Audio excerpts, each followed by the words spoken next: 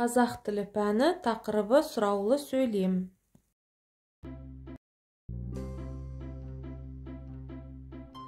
Дана, саған мына өлеңді оқып берейінші.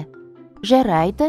Таңертеңнен ойнайтын, ойынға бір тоймайтын, Марал деген баланың сұрағы жоқ қоймайтын. Жаңбыр қалай тұрқиып, неге сыйды күн күйіп, аспан неге көкпеңбек, таулар неге тым биік. Керемет, Алина. Марал қандай сұрақ қойды? Жаңбыр қалай тұрқиып, неге сыйды күн күйіп, аспан неге көкпеңбек, таулар неге тым биік. Ал сөйлемдердің соңына қандай тыныс белгісі қойылған? Сұрау белгісі. Қалай ойлайсың, сұрақты не үшін қояды? Сұрақты жауап алу үшін қояды. Осыдан қандай ереже шығады?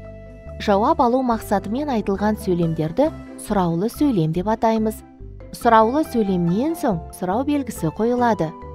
Мысалы, сенің атың кім? Нешінші сыныпта оқисың? Сабақтарың сағат нешеде басталады? Дұрыс. Дана, мына сөйлемдердің қайсының соңына сұрау белгісі қойылады? Ауа райы қандай жақсы? Олар бірге тұра ма? Балалар ауыл маңындағы жазыққа шықты. Олар бірге тұра ма? Дұрыс, жарайсың, Дана. Есіңе сақта. Сұраулы сөйлемдегі сұраулық мағынаны білдіретін сөз басқа сөздерге қарағанда көтеріңкі дауыспен оқылады. Сұраулы сөйлем жасайтын маме, бабе, папе өзінің алдындағы сөзден бөлек жазылады. Айгүл келді ме? Жауын басылып па? 43-ші жаттығу 94-ші бет.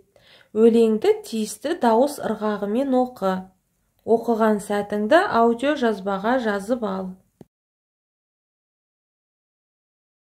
Дәптерге бүгінгі күнді жазамыз. Желтоқсанның 3-і, 44-ші жаттығу 94-ші бет. Сөйлемдерді көшіріп жаз.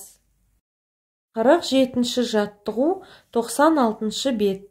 Мына жайттарды білу үшін сұраулы сөйлемдер құрап жаз. 50-ші жаттығу 96-ші бет. Жұмбақты көшіріп жаз, шешуін тап.